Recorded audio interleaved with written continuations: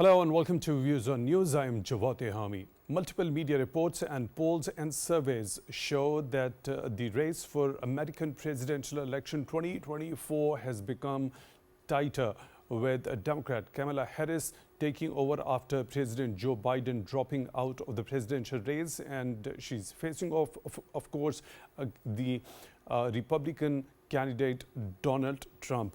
Now, we'll be taking the analysis after this particular change when President Joe Biden dropped out of the presidential race. Have the Democrats really gained the momentum? And if yes, has the path become tougher for Donald Trump to tread? Also, a recent poll by Reuters has found Kamala Harris ahead slightly, garnering 45% support to Trump's 41%.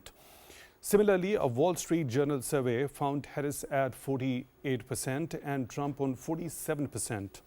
Fox News polls have found no clear leader among the voters in Arizona, Georgia, Nevada, and South Carolina. Also, both the candidates will face each other in the presidential debate on 10th of September.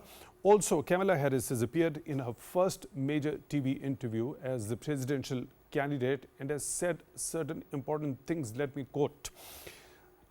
Top priority is bolstering the middle class.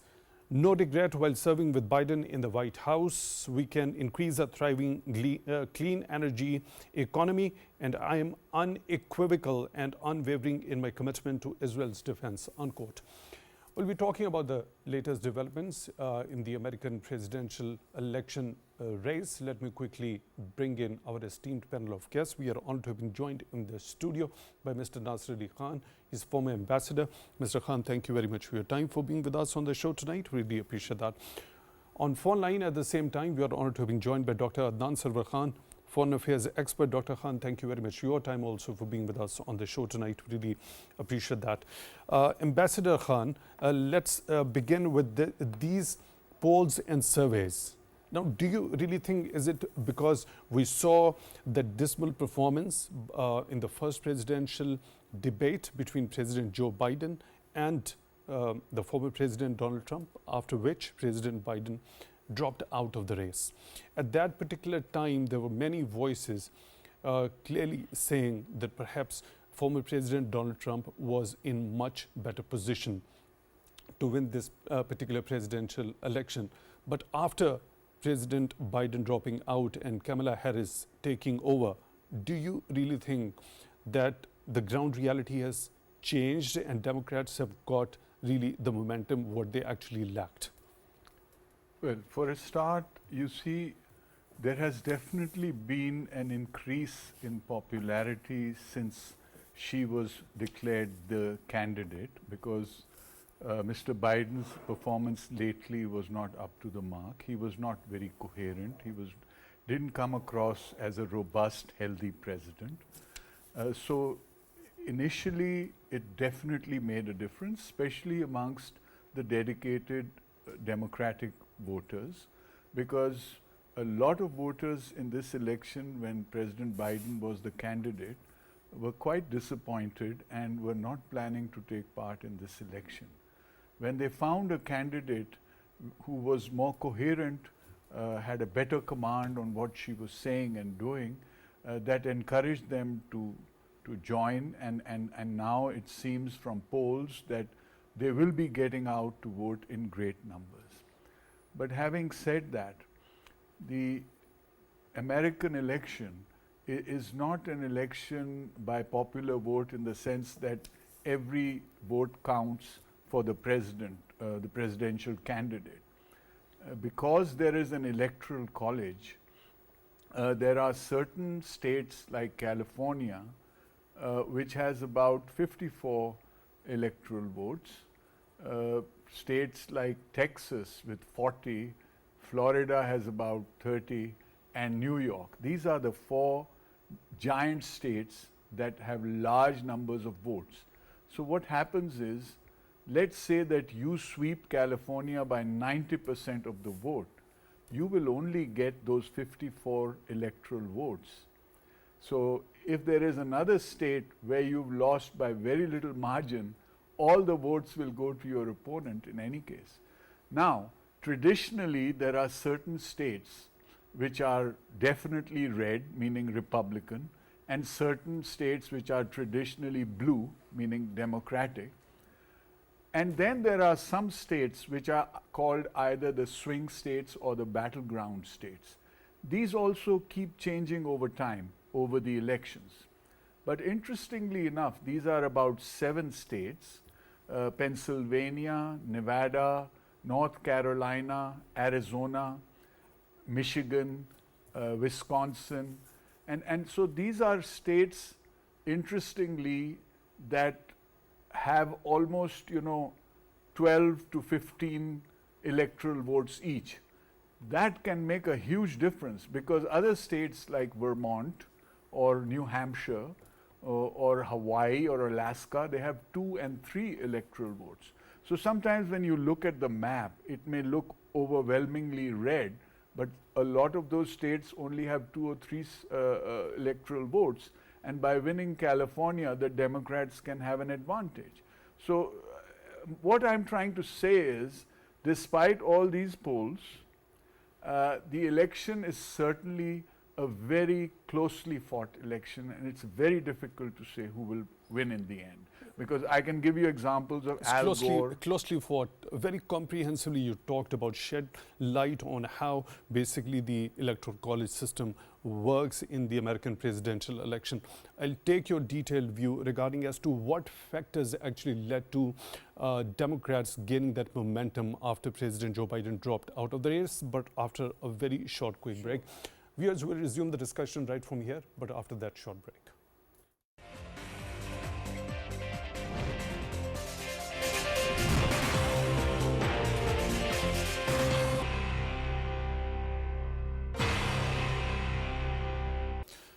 Hello and welcome back to Views on News. We are discussing here the recent developments regarding the American presidential election 2024. In the studio, we are honored to have been joined by Mr. Nasir Ali Khan. Now we are also joined by Dr. Zia UL Haque Shamsi, senior analyst. On the phone line, Dr. Adnan Sakhan, foreign affairs expert. Dr. Shamsi, thank you very much for being with us on the show tonight. Really appreciate that. Already before you joined in, we were discussing as to, do you understand that after President Biden dropping out of the presidential race, the Democrats have actually gained momentum after Kamala Harris took over? What's your understanding? Yes, apparently yes. But in my opinion, it is a temporary phenomenon. It always happens whenever a new face or let's say new candidate is announced for presidency. It always happens in US politics. I do not think that she can sustain this kind of rating unless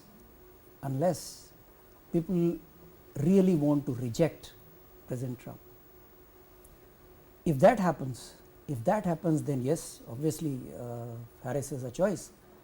But in my opinion, what people are looking at presently is the failure of Biden administration. And if Harris is not responsible for any of these failures, then yes, then she can benefit out of it. If people think that she was not responsible of any of Biden's failures, for instance, Ukraine war, Gaza war, China's rise, BRICS, SCO, Global South, everywhere.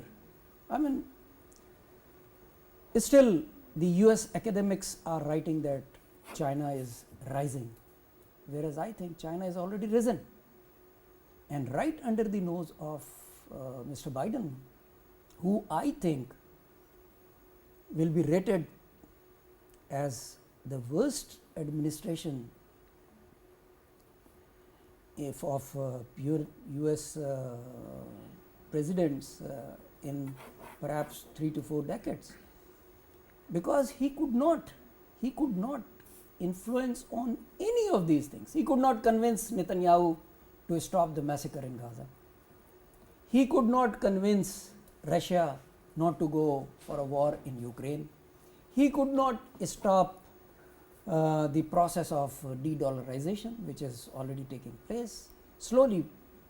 So, in my opinion, if Americans think that Harris is not responsible of any of Biden's failure, then yes.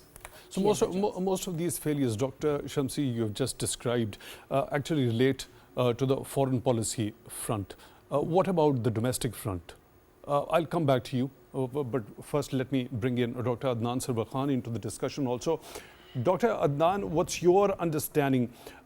These polls and multiple media reports suggest there is no clear leader. Of course, the Democrats have gained momentum after President Joe Biden dropping out of the race, Kamala Harris taking over. Dr. Shamsi is of the view perhaps this particular gain, whatever the Democrats have had after that particular change, is not going to be sustainable because of a list of failures of the Biden administration. Your understanding? Thank you very much. Actually, these two opinions just expressed on your show were wonderful. One by the investor and Mr. Shamsi Saab, a little opposed to one another. But I would say that the overall trend in the United States of America these days regarding forthcoming elections are that women can also become a president of the United States of America for the first time. Already, Mrs. Harris has proved to be a balanced and a sober vice president, and that I would say that she was not responsible to any significant extent of the Biden administration's failure, because vice president is just almost a symbolic personality. And a president calls the shots in most of the cases. So the point is that now she has been standing up for the values and the goals rather than some ideals, in the sense that those ideals look unrealistic. So she actually, and then you see when she held this convention on, it was I think 24th of or 22nd of August, a little earlier, you see, she went to the center stage with a beaming smile, and she was quite confident, and her style was such that it attracted lots of not only Democrat convention participants, but most of the other Americans too, because the point is that your body language and your sincerity that looks through body language, and somehow Donald Trump, you see, and it's one thing very important, that she tried to balance one of the biggest problems these days in the foreign policy of the United States towards Israel and the Palestinians. She said yes, America would be under her if she is elected, playing a role for the defense of Israel. Yes, that is set traditional U.S. policy, no matter who is in the power. But Dr. Adnan Khan, how does this particular stance, let me quote also what she had to say during a recent major interview, quote unquote, "Let me be clear, I'm unequivocal and unwavering in my commitment to Israel defense and its ability to defend itself," unquote. Now, this is one of those points Dr. Shamsi has also raised, the failure of the Biden administration. You're of the view that vice president happens to be a position more ceremonial and more symbolic, and she didn't have to do anything to the failures of the Biden administration. What about taking the same line, especially this particular Gaza situation is concerned? Well, I'm very clear that in this convention, actually, she stated very loud and clear that she also stands for the right of self-determination and the freedom of the Palestinians. And, some months ago, former President Trump had made a devastating statement. He had said openly in the public that Biden is weak in supporting Israel, and had he been there, he would have said to Israel to finish the job, even if it meant 20 or 30,000 further deaths of the innocent Palestinians along with the militants, as they call it, the jihadis. So this is something that I think that it keeps the hopes alive, and the Muslims vote, the Palestinian votes, the vote of the humanity would be tilting definitely towards Ms. Harris and not towards Trump, who is going to further ignite the fire. So this is not a simple thing. Trump is very aggressive regarding Palestinians. And I said that, well, another 20 or 30 or 40,000 people's killing would be all right, but Israel Netanyahu should get the job done. Can you understand the meanings of this statement? So therefore, you see, I think that if she kept on supporting in a balanced way, of course, they stand for Israel also in the first place, but also talking about some mercifulness towards the innocent Palestinians, the women, and human rights, and children, and all those who are in the crossfire. So she may have this upper edge, as well as you see the point is that now Americans are questioning themselves also, that whether they are so male chauvinist people in the world that they cannot elect some very capable women as a president. So this is a big question to them.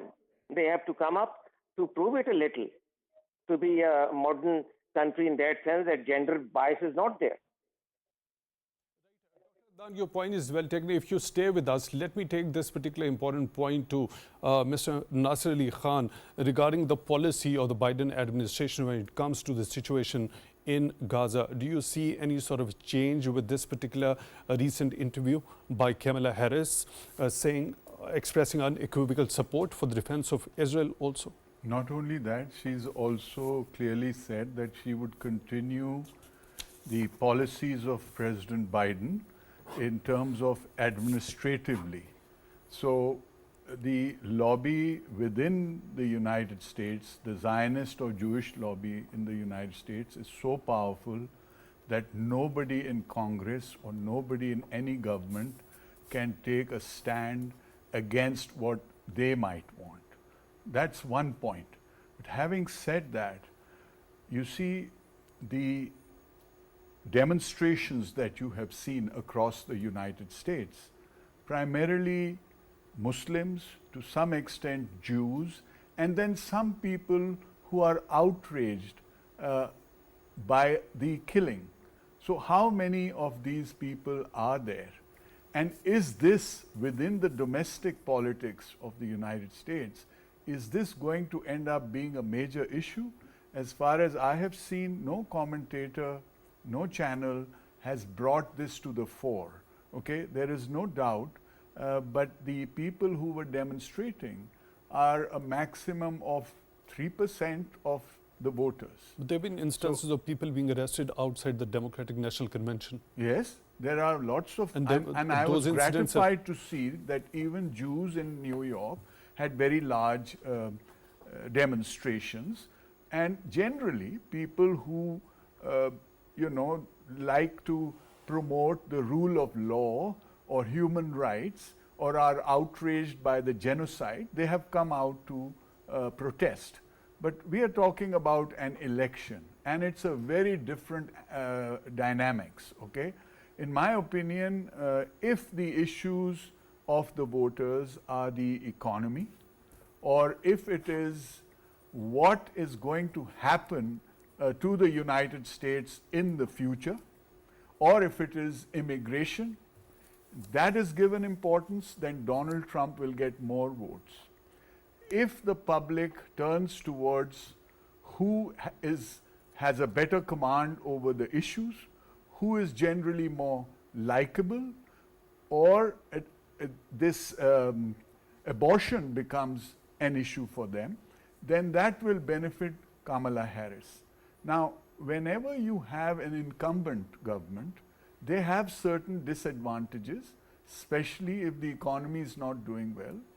And, immigration becomes a problem, because if I am financially stressed, I try to find a scapegoat, and a very common scapegoat is all the migrants that are coming So in what here. matters the most, given that particular list of the failures of Biden administration by Dr. Shamsi regarding the Ukraine conflict, the Gaza situation, the SEO, the BRICS, the de-dollarization process underway, as compared to the situation regarding economy, the issue of immigration, the abortion rights, which has more weight, which will have more impact as far as the outcome of the election at the end of the day is concerned? As far as the Ukraine is concerned, the two parties will have quite different policies, because I believe that Trump, his relationship in the past with President Putin, and the fact that he is generally anti-war, he thinks that the money that we throw into wars can be better used for development.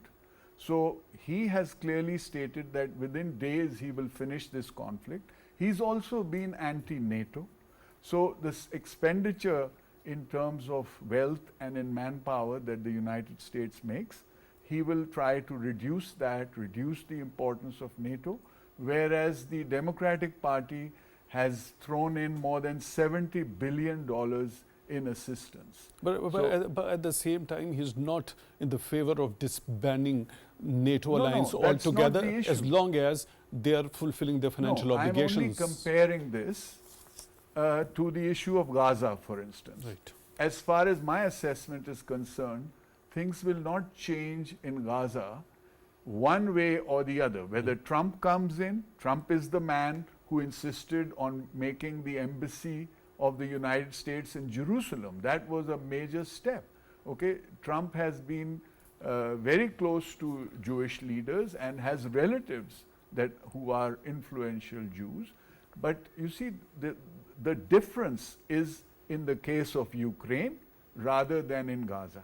But having said that, I have to say, by and large, the American public cares less about foreign policy, cares more about inflation, about the economy, whether we have jobs, whether our jobs are going to Mexico and China, like Trump used to say. So what remains to be the major problem the Americans are facing currently, and what needs to be done when it comes to both the Republicans and Democrats in order to address that, and what kind of a campaign? I'll come back to you. Let me go towards Dr. Shamsi. Dr. Shamsi, now, how do you think, if it was one of the Biden administration's failure of having not pursued the right policy as far as the situation in Gaza has unfolded since 7th of October, how do you think, had there been Donald Trump or the Republican president, they would have dealt with this differently? Or if Trump comes into power again, how do you think he is going to deal with this differently? Yeah, let me give you a different perspective. It's very easy to uncover the ground realities when Trump was in power. How many times did Netanyahu dared to carry out such kind of operations in West Bank or Gaza? I don't think so. Because of what? What was the main reason behind that? Because he was trying to reconcile between the Arab states and the Palestinians. Okay, whether that is right or wrong, that's a separate debate.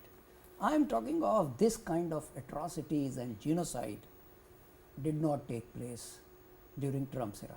Number one. Excellency said he is anti-war. Yes, he is anti-war, and very soon, if he comes into power, the issue of Ukraine will be settled. Okay. Okay. That's because So of his I stance will take regarding you- NATO Yeah. and its financial, the member No, countries' that financial he has obligations. been very vocal about it in his first tenure also. Let's go back to history. Let's look at the election pattern of the US. When was the last time a vice president was elected as president? Senior Bush, perhaps 30 years ago. Isn't it? And that too for one term. Clinton beat him, and after that, Junior Bush came, then Obama, and then Trump, and one term. So, incumbent, as Excellency said, definitely has a disadvantage because of the delivery. There is no doubt that Americans do not care much about the foreign policy aspects, all right? But that does not mean that they ignore it. Trump has an appeal.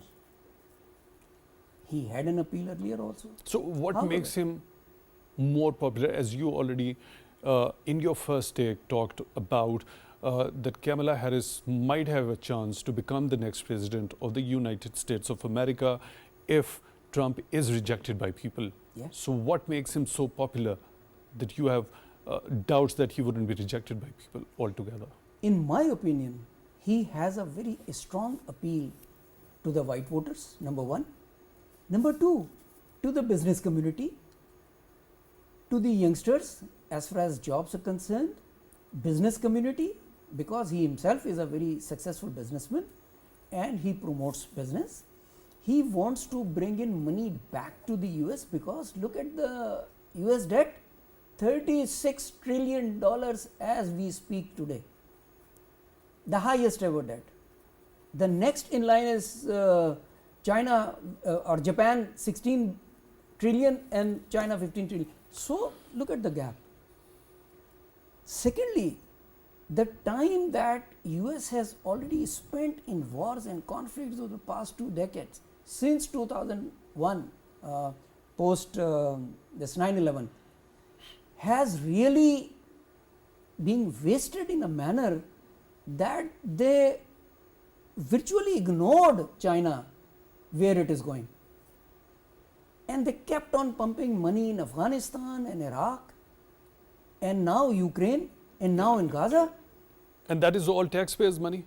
So shouldn't Absolutely. the taxpayers be concerned where the money is going? They should be. So it naturally leads us to understand that they are equally more concerned about what the American foreign policy happens to be. Isn't it so? If they are not directly concerned with the US foreign policy, they are definitely concerned with the waste of their money into the foreign policy due to wars and conflicts. Let me take this very important point. Dr. Adan Khan, what's your understanding regarding the pumping of this taxpayers' money when it comes to the foreign policy front and the kind of list that has been given by Dr. Shamsi, the failures of the Biden administration, the kind of wars the United States of America had been pumping money into?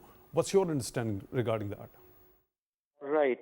Actually, if you see the statements of Biden, he also would have a list of certain achievements, and strangely enough, he proudly announces that during his tenure, economy has bolstered. So there are two kinds of situations that earlier Trump used to say it, and now also there's a chance. But the point is that if, for example, the war in Palestine continues, which is likely to go on if better sense does not prevail upon Israel. So then, do you think that Trump would not pump in the money to support Israel? He would pump it more than what has been pumped by Biden, because he has already stated it. Now, secondly, that the Ukraine situation also is at that point of stage that now Zelensky would definitely be needing more and more American weapons and money, and also European countries also. So this is now there in the middle. So now going back by a switch on, switch off button probably may not be possible. And yes, I agree with the Ambassador Saab's point of view that he is seen basically anti-war. But you see, Americans, when they come to the foreign policy, has just a minute change in their stands and in their practical approaches, whether the Republicans or Democrats. So therefore, your situation has changed since he was last the President Trump. And now I think it would be difficult for him, practically speaking, realistically speaking, to extricate himself and America so easily. Now, as far as the rest of the matters are concerned, yes, internal economy, immigration matters, as both of honorable authorities have just said. I'll keep my fingers crossed because nobody knows but about the states which have the largest electoral votes, California, Texas, etc., which Nasir Saab very eloquently stated, would matter a lot. Still, I have some impression that because of Trump's overall grim, aggressive attitude, Kamala Harrison has a pleasant one at the moment, and she is attracting lots of people, and the colored and the black peoples also may clearly turn around her, and it is a possibility that she may have a small edge. She already is having a lead, so this lead ought not to be just taken as something very, very minimum. It may go to max also by a 4 to 5 or 7%. This is just my guess. Anyway, this would be a $1 million question. So what do you think, Dr. Adnan Khan, what do you think? What is the most pressing issue Americans are faced with right now, and which out of the two, Democrats or the Republicans, and with these two given candidates, who has more capacity or can strategize better in order to address that particular issue? Overall attitude of bringing in money from outside into the adventures inside economy would be a very big plus point for Donald Trump. There's no doubt about this. But nevertheless, I have been telling you that this is not that era where he was earlier on. So it may not be very easy, but if this single point is taken, his anti-war image, then of course Trump has a chance. But nevertheless, he also is seen as someone who is an autocrat by nature. And he may not put his hand on autocrats. So therefore, you see, these are some contradictory kind of complexions in his personality. Nevertheless, he's definitely a popular politician, but also a little unpredictable also, rather quite unpredictable, and flamboyant also.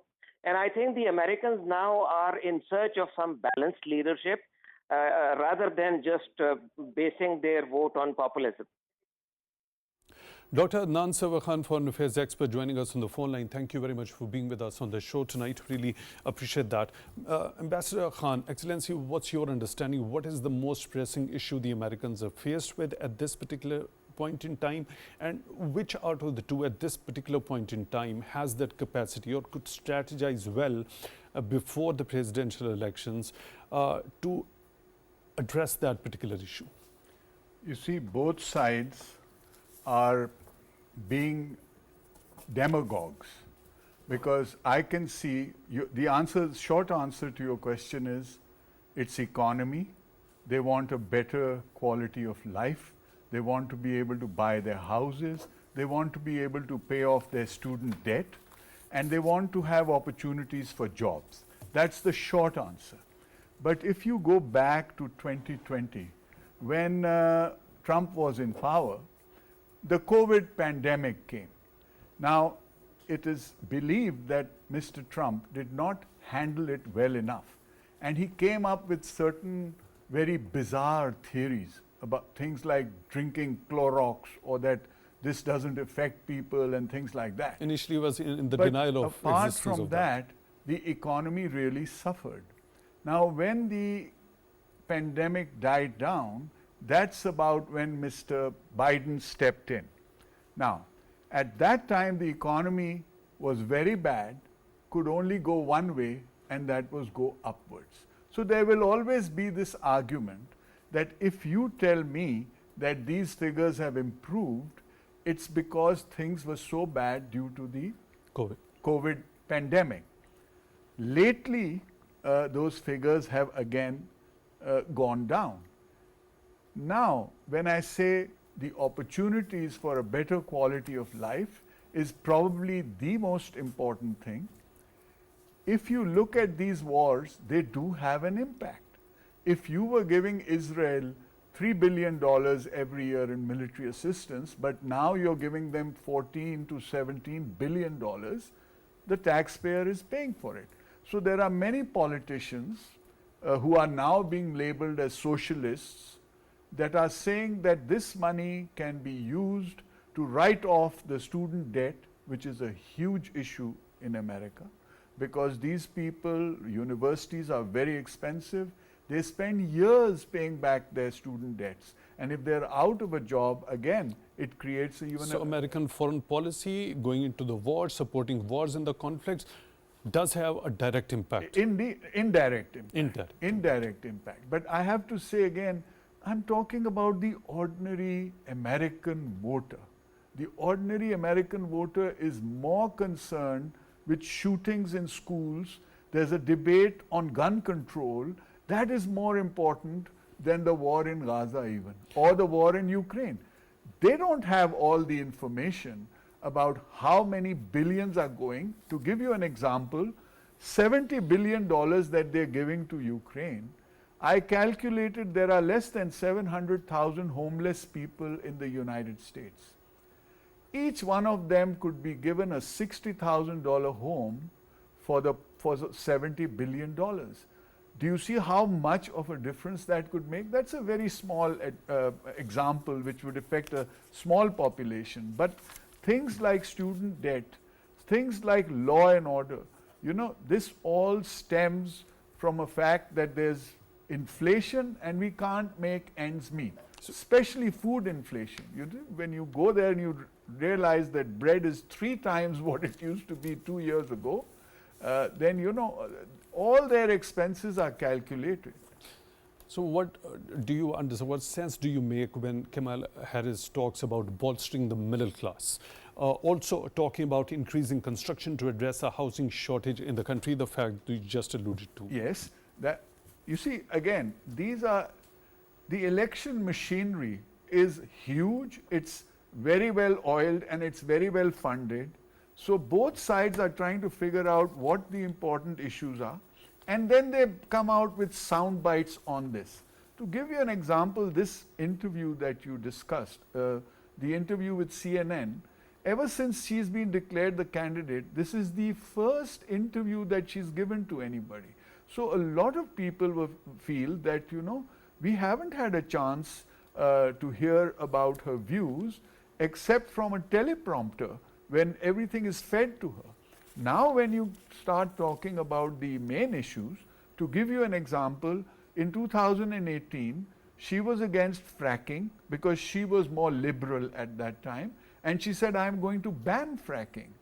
Today she has clearly said, no, I'm going to allow fracking. So what does that signify? A it shift in the signifies stance? a flip-flop, which is not a popular thing. So does it go with the voters? No, exactly. That this interview did not come across as being the perfect way to launch her into this realm. Apart from this, on the wall, for instance, do you remember the Democrats were making so much fun of Trump's wall at the border? Now she says, yes, she will fund the wall. And she also tries to point out the fact that when when Biden tried to add more personnel to the southern border, it was the Republicans who killed that bill. So you are of the view this particular CNN interview was not the perfect way to launch her?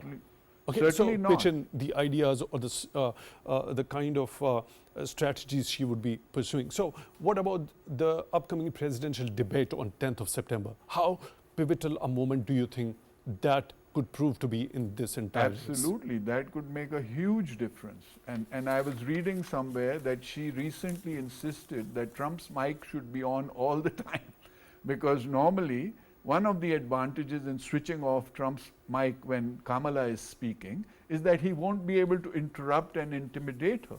But she thinks that he will probably make some mistake Was he off the successfully camera able to intimidate Biden during the first presidential debate? During that fumbling performance Look, of President that's Biden? not a fair comparison. I have to mention here that President Biden has served the American public for half a century and has a stellar career. Today, the way the man you see is a man who is mentally and physically not the same. Right. It's not just that he's old, he actually suffers from a debilitating disease. We Right. don't know exactly what, but we can speculate. Unfortunately, we're short of time. Your quick last comments. There are a lot of other aspects. This particular presidential debate that is upcoming, how pivotal, how crucial do you think it can actually create a difference during this presidential election race? I think this will be very crucial in the sense that it might show the Americans or the world a clear winner. This debate, the outcome of the debate can show us a winner. Right. Why? Because American people do take the one-to-one debate very seriously. Dr. Zia UL Haque Shamsi, senior analyst, thank you very much for being with us on the show tonight. Really appreciate that. Mr. Nasir Ali Khan, former ambassador, thank you very much for your time, Excellency, for being with us on the show tonight. Really appreciate that. With that, we come to the end of today's episode. Till the next one, take good care of yourselves.